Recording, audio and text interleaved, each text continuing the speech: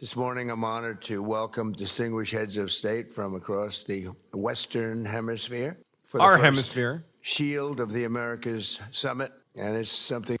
Isn't it weird that we can just do things now when Trump is president? Why did all our prior presidents not do anything like this? Why is this the first summit of this kind? Very, very special. Marco's been working on it very hard, so have a lot of other people, because it's a very important place for us. It's nice to be home. It's very, very important. You know, we go all over the world, 9,000 miles away, 12,000 miles away.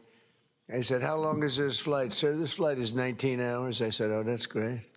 I said, now I have flights that last for 2 hours. I like that better, much better.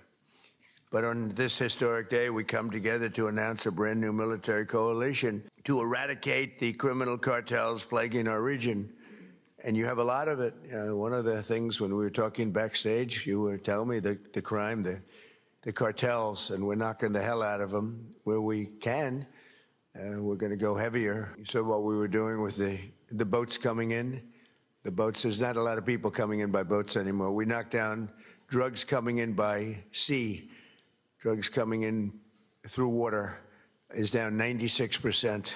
We're trying to find out who the other 4% are, because I think they're the bravest people in the world. Either that or they don't watch television, right? They're either very brave or they're not watching. But we're calling this military partnership the America's Counter Cartel Coalition. And that's what you need. You have cartels. They seem to grow in this region unbelievably rapidly. Has to do with drugs largely. Earlier this week here in Miami, Secretary of War Pete Hegseth, who's right here. Pete, you are fantastic, doing a great job. We're proud of you.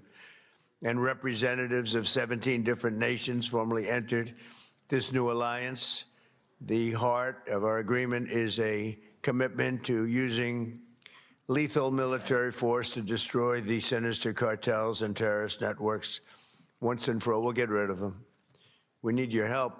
You have to just tell us where they are. We have amazing weaponry, as you probably noticed over the last short period of time. We're going to be doing some incredible things together, because I look at our region, if I can call it that, as being very important. It's been abandoned by the United States for so many years. You know, they went so far away. They went to these faraway places where they weren't even wanted. And a lot of stupid people, really stupid people. But Marco is going to go down, I think, as the best Secretary of State in history. That's my opinion. Now, I'm a little prejudiced because I like him too.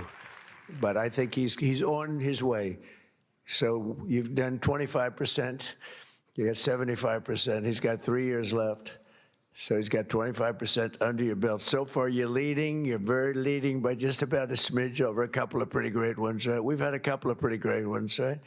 But I think he's going to do that. And I think Pete's right there, too. If Pete keeps going, he's going to be something, too, at what he does. All of the nations in this room share the same priorities: security, prosperity, free commerce, and the rule of law.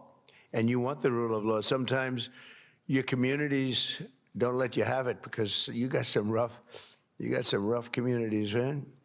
That's why together we're also forming the Shield of Americas, a new organization to advance these shared priorities in our hemisphere. For decades, leaders in this region have allowed large swaths of territory in the Western Hemisphere to come under the direct control, and transnational gangs have taken over and they've run areas of your country. We're not going to let that happen. We'll help you. And bloodthirsty cartels that impose their will through murder, torture, extortion, drug trafficking, bribery, and terror. And some of you are in danger. I mean, you're actually in danger. It's hard to believe. But we're working with you to do whatever we have to do. We'll use missiles. If you want us to use a missile, they're extremely accurate. Boom, right into the living room. That's the end of that cartel person. But we'll do whatever you need if you want. A lot of countries don't want to do that. They say, oh, sure, I'd rather not have that. I'd rather not have that. I believe they could be spoken to. I don't think so. Many of them don't want, and that's okay, too. You're going to do you. But if you need help, you're going to let us know, okay? Many of the cartels have developed sophisticated military operations, highly sophisticated. In some cases, they say they're more powerful than the military in the country. We can't have that. These brutal criminal organizations pose an unacceptable threat to national security, and they provide a dangerous gateway for foreign adversaries in our region. And we don't want them near our country either. We don't want them to come in. They're cancer, you know. They're cancer, and we don't want it spreading. Every leader here today is united in the conviction that we cannot and will not tolerate the lawlessness in our hemisphere any longer. The only way to defeat these enemies is by unleashing the power of our militaries. We have to use our military. You have to use your military. You can't fight these people with, and you have great police. You have some great police, but they threaten your police. They scare your police. You're going to use your military. In many cases, our forces have already been working closely with yours, and the United States looks forward to deepening and expanding that cooperation in the months ahead. And it's so good that we got to know so many of you. I mean, we're so many. And I'd love to get to your countries at some point. Marco loves going to your countries. He's always at one of these countries. He likes your countries the best, okay? You know, where are you? I'm in Chile. Oh, good. How's Chile doing? Good. He likes it. He feels very comfortable. We all like him, right? It helps. He's got a language. He's got a language advantage over me, because I'm not learning your damn language. I don't have time. I was okay with languages, but I'm not going to spend time learning your language. That much I won't do. Just give me a good interpreter. Interpreter, very important. They'll say, oh, he's very militaristic. I'm the one that ended 8 wars. I'm the one that, and we have another one coming, I think. The easiest was that, and that was just, and you know, as you would understand this, the hatred between Putin and his counterpart is so great, okay? It's so great that, you know, Ukraine, Russia, you'd think there'd be a little bit of camaraderie. There's not. And the hatred is so great, it's very hard for them to get there. It's very, very hard to get there. So we'll see what happens, but we've been close a lot of times, and one or the other would back out. But we're losing, you know, they're losing. You know, it doesn't really affect us very much because we've got an ocean separating. I'm doing it as a favor to Europe, and I'm doing it as a favor to life, because they're losing 25,000 souls. Think of that every month, 25,000. Last month, 31,000, both sides, 31,000 people died, mostly soldiers. So I have an ability to get those things done, to bring people together, and I did great with so many. India, Pakistan, that was going to be a disaster. That was raging for a number of days. I did that through trade. I used tariffs and trade, and it was amazing. But we did amazing. Hey guys, if you have not hit that subscribe button yet, now would be a great time to do that. Smash that subscribe button. And even more important, do me a favor, hit that like, thumbs up button. That tells the YouTube algorithm to share the show more broadly. That would be much appreciated. Thanks. One was 32 years, one was 34, and one was 37 years, and we got it done very quickly. And we'll get this one done too. But the hatred is, hatred's an amazing thing. People do bad things, and people don't get things done when the hatred is too great. That's a lot of it. Just as we formed a coalition to eradicate ISIS in the Middle East, we must now do the same thing to eradicate the cartels at home. So we did eradicate ISIS. Now, during the 4 years, we had a rigged election. You probably read about it, probably heard something. So it gave me 4 years to contemplate and to stage my comeback. I staged big comeback. They say it was a comeback. I didn't think it was a comeback because I had the people on my side. So I didn't view it as a comeback, but they did everything possible during that 4 years. They're crooked politicians, dirty cops. They're dirty cops. They did everything possible to make it impossible for me to win. And I won in a landslide. But during that period of time, I learned a lot.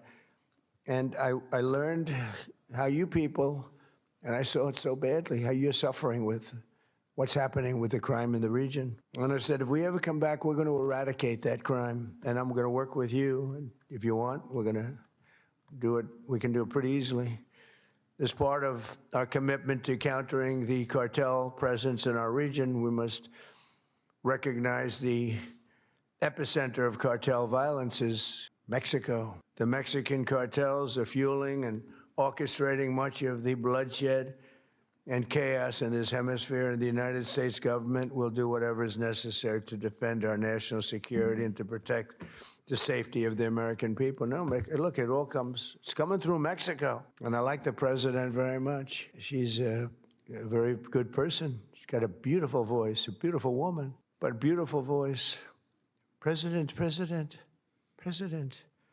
I said, let me eradicate the cartels. No, please, President. We have to eradicate them. We have to knock the hell out of them because they're getting worse. They're taking over their country. The cartels are running Mexico. We can't have that. Too close to us, too close to you. But everything comes in through Mexico, mostly. At the same time, all of us must recommit to ensuring that law and order within our own nations, and that includes showing zero tolerance for the gang activity, tremendous gang activity in Venezuela. That's in much better shape than it ever has been. We've developed a great relationship in Venezuela.